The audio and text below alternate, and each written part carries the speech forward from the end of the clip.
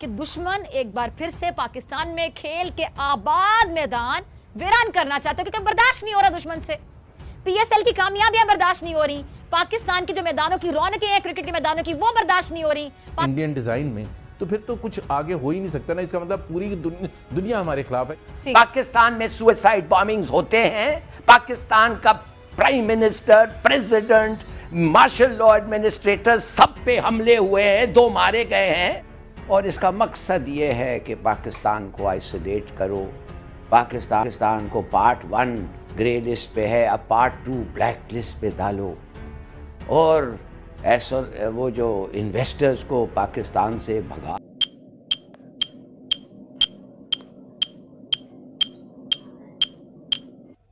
Welcome to my YouTube channel Bharat news for the country man. 2009 के बाद कई साल तक कोई इंटरनेशनल टीम पाकिस्तान में नहीं आई, क्योंकि सब गैर मुल्की टीमों ने पाकिस्तान में सिक्योरिटी को बहाना बनाया, पाकिस्तान आकर क्रिकेट खेलने से इनकार कर दिया, और यूं पाकिस्तान के स्टेडियम्स क्रिकेट की रौनक से महरूम हो गए, वीरान हो गए। और यूं पाकिस्तान पर एक बार फिर से इंटरनेशनल क्रिकेट के दरवाजे खुलने लगे, जिसका खूबसूरत नज़ारा पीसीएल की सूरत में पूरी दुनिया ने देखा और पीएसएल की सूरत में देखा। और कई बैनुल अक़वामी जो खिलाड़ी हैं वो बाकायदा इस लीग का, पीएसएल का हिस्सा भी बने। और यूं जो कह रहे हैं कि कड़ियों से कड़ियाँ मिलती रहीं और पाकिस्तान की जो क्रिकेट है वो बहाल होती चली गई। लेकिन दुश्मनों के बाद कैसे हजम होती कि पाकिस्तान के क्रिकेट के जो मैदान है, जो उन्होंने वीरान करने की कोशिश की थी साजिश करके, वो आबाद हो गया, उनके वकार में इजाफा हो गया, पाकिस्तान की इज्जत में इजाफा हो गया, दुनिया भर से टीमें पाकिस्तान में आने लगी क्रिकेट खेलने के लिए। ये बात हमारे दुश्मनों को हजम कैसे होती?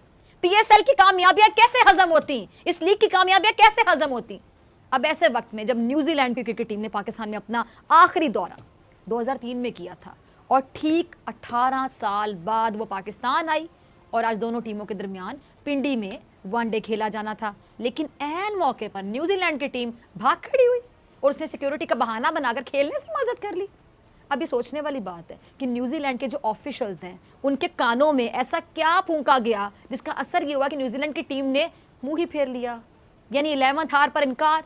अब ये यकीनी तौर पे पाकिस्तान और पाकिस्तान के सिक्योरिटी दारों को बदनाम करने की आलमी साजिश है, जिसमें चाहते ना चाहते भारत मुलव्विस है, और शेख रशीद साहब भी इस बात की गवाही दे रहे हैं। अब सोचने वाली बात है नाजरीन, न्यूजीलैंड के दौरे को मंसूख करना साजिश का हिस्सा क्यों करार दिया जा रहा है? तो इसका जवाब सीधा सा है कि जब भी कोई टीम किसी दूसरे मुल्क का दौरा करने वाली होती है तो आपको पता है कि दौरा करने वाली टीम के जो ऑफिशियल्स हैं वो सबसे पहले सिक्योरिटी का जायज़ा लेते हैं, और जब हर तरह से दौरा करने वाली टीम को सिक्योरिटी की यकीन दहानी कराई जाती है तो फिर जो सीरीज़ है उसका फिक्सचर बनता है और फिर टीमें मुकर्ररा वक्त पर एक दूसरे के खिलाफ खेलती नजर आती हैं।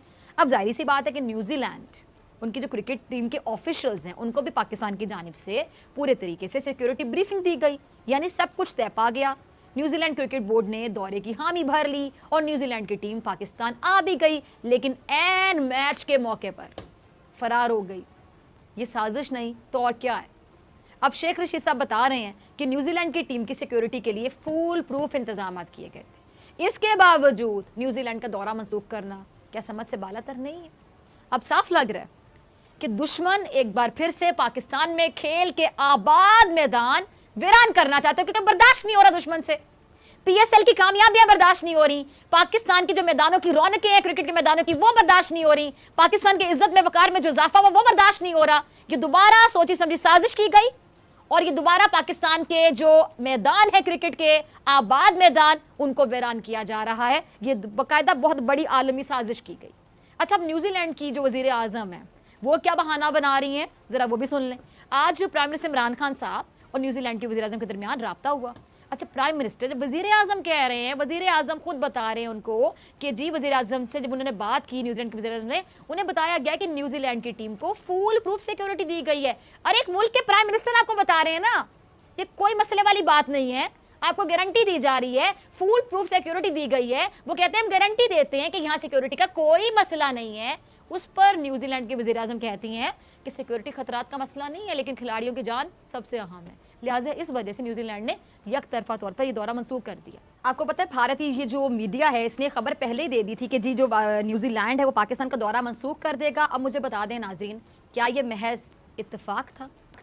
यकीनी तौर पे इत्तेफाक नहीं था, क्योंकि जो पाकिस्तान में 2009 में जो हुआ था, श्रीलंका पे हमला हुआ था, मैंने बार बार प्रोग्राम में जिक्र किया इस बात का, और जो सोची समझी साजिश के तहत पाकिस्तान में क्रिकेट के जो मैदान हैं उनको वीरान किया गया था। उसके बाद जो PSL में हमने कामयाबियां समेटी, ये सब चीज़ें जो सबसे ज़्यादा जिससे बर्दाश्त नहीं ना हो रही थी, जिसको सबसे ज़्यादा तकलीफ थी, पेट में तकलीफ थी, दर्द था, मरोड़ उठ रहे थे, वो ये भारत ही है।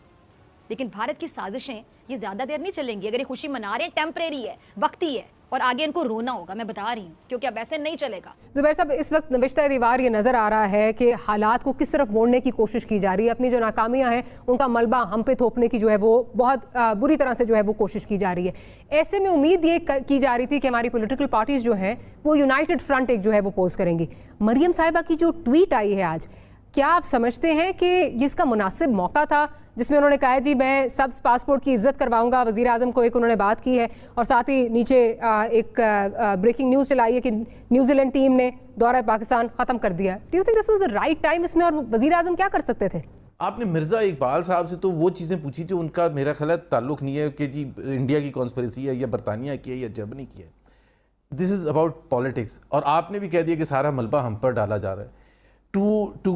टू सजेस्ट दैट न्यूजीलैंड is part of the conspiracy to defame Pakistan, I think it's arriving at a judgment too early. अगर आप न्यूजीलैंड को भी घसीट के ले आएंगे कि न्यूजीलैंड भी कॉन्स्पिरेसी में शामिल है, वो इंडियन डिज़ाइन में, तो फिर तो कुछ आगे हो ही नहीं सकता ना। इसका मतलब पूरी दुनिया हमारे खिलाफ है। इसका मतलब ये है कि हमें उनके लेंस पहन के देखना पड़ेगा कि why the world is looking at us like this. आज एक बहुत बड़ा वाकया हुआ है पाकिस्तान में, और वो सिक्योरिटी थ्रेट है।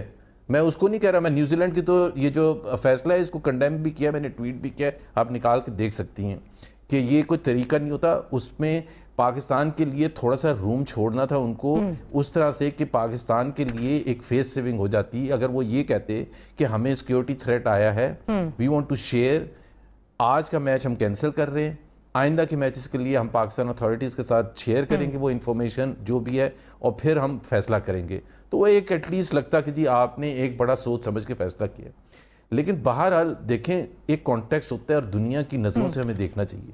जब TTP एक जवाब देता है जिसमें फॉरेन मिनिस्टर का नाम होता है, जिसमें प्रेसिडेंट ऑफ पाकिस्तान का नाम होता है, और वो अपने उन इरादों को दोबारा जाहिर करते हैं जो वो पहले करते रहे हैं, चाहे आर्मी पब्लिक स्कूल में अटैक था या GHQ में अटैक था, और उन्होंने कहा कि हम क्यों माफ़ी मांगे, माफ़ी तो स्टेट को मांगनी चाहिए। आप अगर इम्प्लीमेंट करते हैं हमारा जो भी हमारा डिमांड्स हैं शरिया के हवाले से, तो हम आपके साथ हैं। This is a direct threat on the security of Pakistan, so let's not forget what is happening in. और पिछले अगर आप 10 दिन ठीक है सर, अब आपने तो पिछले 10 दिन में पाकिस्तान में सिक्योरिटी एजेंसीज पर अटैक हुए हैं। कि आप ये बताएं कि टॉस से एन पहले भाई आपको अचानक को तार आई है ऐसी कि आपको पता चला कि वो मिसाइल फिक्स हो गए और आपकी तरफ आ रहे हैं, जब टीम ग्राउंड में पहुंच चुकी है। चलें, कम से कम ये है कि या तो पहले होता, अब तो जी टीम के रास्ते में खुदा न खास्ता कोई हमला हो सकता है, टीम ग्राउंड में पहुंच गई, उन्हें क्रिकेट मैच ये तो खेल लेने दें। अगर वाकई सिक्योरिटी कंसर्न थे तो ये बातें, ये उनका रवैया और ये तरीक़ाकार ये जाहिर करता है कि ये सिर्फ सिक्योरिटी कंसर्न नहीं है, ये साजिश है। और बुरी तरह ये पाकिस्तानी क्रिकेट के खिलाफ, पाकिस्तानी कौम के खिलाफ और हमारे मुल्क के खिलाफ साजिश की गई है। और आपको एक बात ज़हन में रखना होगी, ICC में क्रिकेट में इंडिया बड़ा असर रखता है। इंडिया की अफगानिस्तान में जो सुबकी हुई है, मैं समझता हूँ कि अगर ये कोई साजिश है तो फिर उसमें 100% इंडिया इन्वॉल्व है। हिलाली साहब, over to you now, what do you think? ये कोई जेन्युइन सिक्योरिटी कंसर्न्स थे उनके, या फिर आपको लगता है कि कोई कॉन्स्पिरेसी हो गई है जिसकी तरफ इमरान साहब ने भी इशारा किया? देखिए, बहुत सारे लोग कह रहे हैं कि ये एक कंस्पिरेसी है। वो कह रहे हैं कि पाकिस्तान को सज़ा मिल रहा है इसलिए कि हमने अफ़गान तालिबान को मदद किया, कि हमने एक एंटी वेस्ट ब्लॉक जो है वो बना रहे हैं SCO में, कि इमरान खान ने जो इंटरव्यू दिया CNN को वो बड़ा एंटी US था, और इसका मकसद ये है कि पाकिस्तान को आइसोलेट करो, पाकिस्तान को पार्ट 1 ग्रे लिस्ट पे है, अब पार्ट 2 ब्लैक लिस्ट पे डालो, और ऐसा वो जो इन्वेस्टर्स को पाकिस्तान से भगा दो।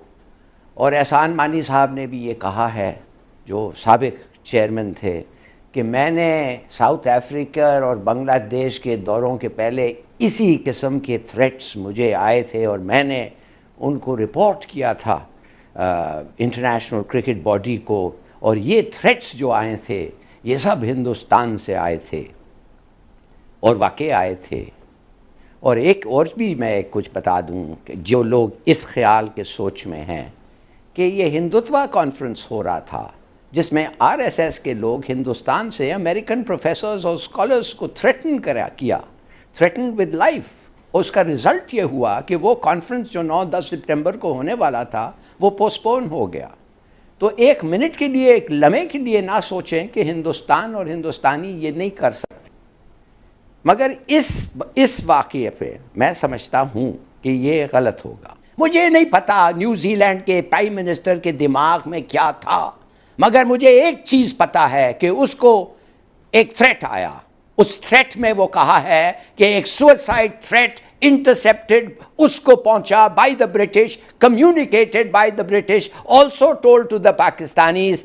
और हम आपको बता रहे हैं कि ये थ्रेट एक है जो आया है, एक कॉशन हम आपको कर रहे हैं, आपका इस पे यू रिएक्ट। उनको क्या पड़ रहा है यार, आप ब्रेव हैं नहीं ब्रेव हैं, इधर मार खाए उधर मार खाए, कोरोना के बीच से गुजर रहे हैं। She is the prime minister of New Zealand, उसको फैसला करना है अपने टीम को, उसको इलेक्ट करना है, she has to be elected, उसकी जिम्मेदारी है अपने टीम की। वो कहती है cancel it. I don't agree, मैं नहीं कहता कि I would have done the same thing, I don't know, मगर वो कहती है better safe than sorry. Pakistan में सुसाइड बॉम्बिंग्स होते हैं, पाकिस्तान का prime minister, president, martial law administrator सब पे हमले हुए हैं, 2 मारे गए हैं। ऐसा तो नहीं है ना कि ये कोई एक पैसिफिस्ट मुल्क है। तो ये सब होता है, लिहाजा विद द रिजल्ट कि मैं कहती हूं कैंसिल करो। Very bad decision, unfortunate.